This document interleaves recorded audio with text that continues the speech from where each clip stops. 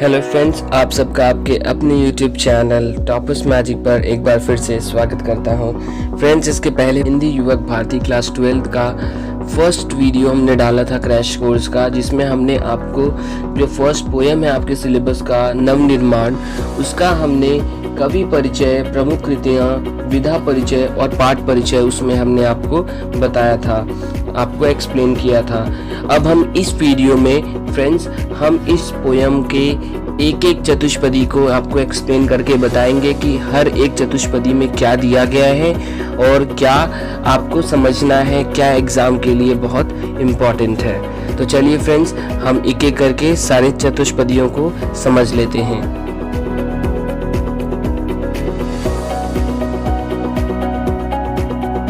Friends, पहली चतुष्पदी में ये लिखा गया है, ये कहा गया है कि तुमने विश्वास दिया है मुझको, मन का उच्छ्वास दिया है मुझको, मैं इसे भूमि पर संभालूंगा, तुमने आकाश दिया है मुझको।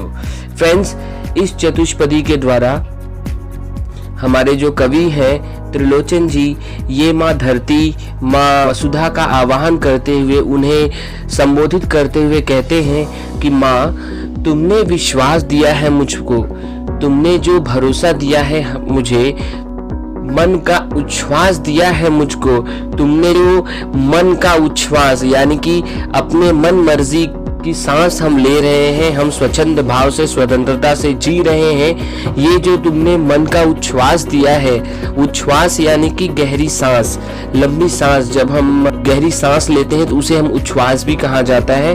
तो यहाँ पे मन का उच्छ्वास दिया है मुझको, इससे क्या तात्पर्य है कवि का कि धरती माँ ने हमें जो अपने मन से, स्वतंत्रता से, अपनी मर्जी की जो सांस दी है हमें, हम जो स्वतंत्रता से इंडिपेंडेंटली जो जी रहे हैं, उनके लिए आभार व्यक्त कर रहे हैं कवि जी। और वो कहते हैं कि मैं इसे भूमि पर संभालूंगा, कि मैं धरती पे आ गया हूँ तो मैं धरती पर इसे संभालूंगा। आपने जो मुझे विश्वास दिया है और आपने जो मन का उच्छ्वास दिया है मुझे, मन मर्जी की जो सांस दी है, जो जीवन दिया है मुझे, उसको मैं इस धरती पर संभालूंगा। तुमने आकाश दिया है मुझको, तो तुमने धरती माँ, तुमने जो मुझे आकाश दिया है मुझको जीने के लिए, उसको भी मैं बहुत ही सहजता से, बहुत ही सजोकर रखूंगा, उसे मैं संभाल कर रखूंगा। तो इस कविता का जो पहली चतुष्पदी है, उसके जरिए, उसके द्वारा हमारे जो कवि जी हैं त्रिलोचन जी, वे धरती माँ को संबोधित करते हुए उनसे ये कहना चाहते हैं कि आपने जो भी हमें दिया है वरदान स्वरूप, या कुछ भी हमें दिया हुआ है जो हमारे जीवन के लिए अनिवार्य है, उसे मैं संभाल कर रखूंगा, सजो कर रखूंगा इस भूमि पर। तो इस चतुष्पदी का यही अर्थ बनता है। तो चलिए फ्रेंड्स, नेक्स्ट चतुष्पदी को देख लेते हैं, उसमें क्या दिया गया है। तो फ्रेंड्स, इसमें कहा गया है कि सूत्र यह तोड़ नहीं सकते हैं, तोड़कर जोड़ नहीं सकते हैं, व्योम में जाएं, कहीं भी उड़ जाएं, भूमि को छोड़ नहीं सकते हैं। यहाँ पर इस चतुष्पदी का क्या तात्पर्य है कि कवि कहना चाहते हैं कि सूत्र यह तोड़ नहीं सकते। यहाँ पे सूत्र अगर आप बोले तो इंग्लिश में सूत्र को हम बोलते हैं फॉर्मूला, बट यहाँ पर अगर हम बात करें तो यहाँ पे सूत्र का मतलब बंधन है। जो धागा होता है, जो बंधन होता है, जो रिश्ता होता है, जो नाता होता है, कवि कह रहे हैं कि सूत्र हम तोड़ नहीं सकते, नाता बंधन हम तोड़ नहीं सकते, तोड़कर जोड़ नहीं सकते। एक बार अगर आपका किसी से रिलेशन टूट गया या फिर आपका नाता है, जो रिश्ता है, टूट गया, तो वो फिर दोबारा जुड़ नहीं सकता। व्योम में जाए, कहीं भी उड़ जाए, व्योम से मतलब है यहाँ पे आकाश, नभ, या फिर कह सकते आसमान। तो यहाँ पर तात्पर्य क्या है कि व्योम में जाए, कहीं भी उड़ जाए, यानी कि हम कितने भी बड़े इंसान बन जाएं, कितने भी बड़े आदमी बन जाएं, चाहे हम आसमान को छू लें, फिर भी हमें अपनी भूमि को नहीं छोड़ना चाहिए। तो वही कह रहे हैं अंतिम लाइन में, अंतिम चरण में, भूमि को छोड़ नहीं सकते हैं। हम कितने भी बड़े हो जाए, कहाँ भी चले जाएं, चांद पे चले जाएं, तारों तक पहुंच जाएं, कितनी भी सफलताएं प्राप्त कर लें, कितने भी बड़े मुकाम पे पहुंच जाएं, फिर भी हमें अपने भूमि को नहीं छोड़ना चाहिए। हमें अपनी भूमि को नहीं छोड़ना चाहिए। इससे मतलब है कि हमें अपने सगे संबंधियों को, अपने परिवार को, अपने दोस्त को, अपने मित्रों को छोड़ना नहीं चाहिए। कहते हैं ना कि कभी भी हम कितने भी बड़े हो जाएं, लेकिन अपनी जड़ को नहीं भूलना चाहिए। जिस गांव देश से हम आते हैं, जहाँ पे हमारी पैदाइश हुई, जहाँ पे हमारा लालन पालन हुआ, जहाँ पर हम बड़े हुए, उस जगह को, उस भूमि को, उस मिट्टी को हमें कभी नहीं भूलना चाहिए। तो इस चतुष्पदी के जरिए यही संदेश देना चाहते हैं कि कवि जी कि हम कितने भी बड़े हो जाएं, कितने भी बड़े मुकाम पे पहुंच जाएं, किंतु हमें अपने मूल स्थान को, हमें अपनी भूमि को नहीं भूलना चाहिए। तो चलिए अगली चतुष्पदी में क्या दिया गया है वो भी देख लेते हैं। सत्य है राह में अंधेरा है, रोक देने के लिए घेरा है, काम भी और तुम क्या करोगे क्या, बढ़ चलो सामने अंधेरा है। तो कवि जी त्रिलोचन जी जो है वो इस चतुष्पदी के द्वारा ये संदेश देना चाहते हैं कि राह में अंधेरा है, यानी कि आपके जीवन में, आपका जो जीवन है, आपकी जो जिंदगी है, उसके सफर में, उसके रास्ते में अंधेरा है। अंधेरा से तात्पर्य यहाँ पर है कि कठिनाई है, प्रॉब्लम है, समस्याएं हैं आपको, तो रोक देने के लिए घेरा है, यानी कि आपको रोकने के लिए, आपको परेशान करने के लिए उसने आपको घेर कर रखा हुआ है, आपको परेशान कर रहा है। तो हम क्या कर सकते हैं? तो वही कहा है कवि जी ने, काम भी और तुम क्या करोगे, काम भी और तुम करोगे क्या, बढ़ चलो सामने अंधेरा है। सीधी सी बात है कि अगर आपको किसी भी कठिनाई से, किसी भी प्रॉब्लम से निकलना है तो उससे लड़ना होगा, और कोई आपके पास दूसरा विकल्प नहीं होता है।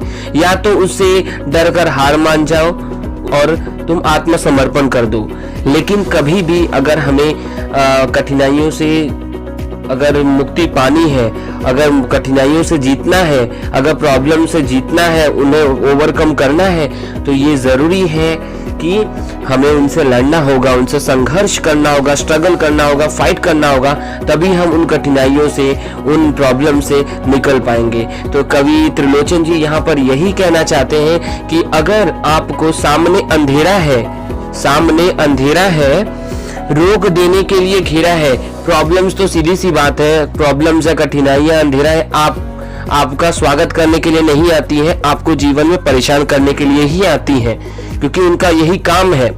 तो अगर उनसे जीतना है, उन पर विजय हासिल करनी है, उसके लिए आपको उनसे जूझना पड़ेगा, उनसे आपको लड़ना होगा, उनसे आपको दो हाथ करना होगा, तभी आप उन कठिनाइयों से, उन प्रॉब्लम से आप मुक्ति पा सकते हैं, छुटकारा पा सकते हैं। तो यही कवि जी इस चतुष्पदी के माध्यम से कहना चाहते हैं। कवि जी ये कहना चाहते हैं कि जो कठिनाइयाँ होती हैं, जो अंधेरा होता है, जो परेशानियाँ होती हैं, वो आपको परेशान करने के लिए, आपको रोकने के लिए, आपके जीवन सफर में आपको रोकने के लिए आती हैं जीवन यात्रा में। तो आपको उनसे घबराना नहीं है, उनसे लड़कर, उनका सामना कर उनसे जूझ कर, उनसे संघर्ष करके आपको आगे बढ़ना है जीवन में। अगली चतुष्पदी में क्या कहते हैं कवि जी, चलिए देख लेते हैं। तो अगली चतुष्पदी में ये कहा गया है कि बल नहीं होता सताने के लिए, वह है पीड़ित को बचाने के लिए, बल मिलता है तो बल बनो सबके, उठ पड़ो न्याय दिलाने के लिए। तो कवि जी ये कहते हैं त्रिलोचन जी कि जो बल है, हमारी शक्ति है, वो किसी को सताने के लिए नहीं होती। ईश्वर ने हमें शक्ति है, जो बल है, हमारा जो सामर्थ्य है, वो किसी को सताने के लिए, किसी को परेशान करने के लिए नहीं दी है।